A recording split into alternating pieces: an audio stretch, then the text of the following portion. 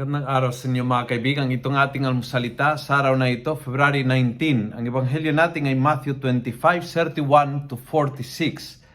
Sabi ni Jesus, "Truly I say to you, as you did for one of the least of these brothers or sisters of mine, you did it to me." To do what? I was hungry and you fed me. I was thirsty and you gave me something to drink. I was stranger and you welcomed me into your home. I was naked and you clothed me. Konkreto talaga ang Panginoon.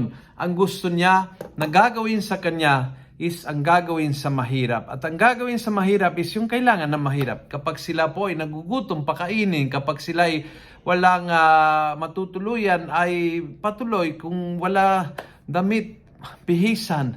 Very simple ang Panginoon, very concrete.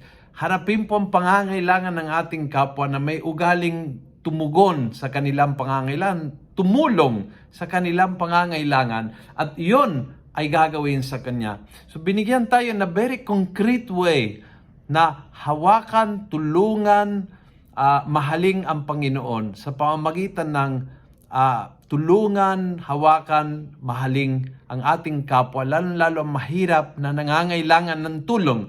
Hindi lang yung mahirap na kulang sa pera, minsan is yung taong may sakit, yung taong lonely, yung tao na naging dayuhan sa ibang bansa o dayuhan sa isang institusyon, isang bagong kasapi ng ministry, a new lay minister ay dayuhan sa grupo ng mga lay minister. A new neighbor is dayuhan doon sa kapitbahayan. Ang tao nangangailangan, gutom sa isang yakap, gutom sa isang makikinig sa kanya. Be concrete sa iyong pagmamahal at sa Panginoon ay gagawin.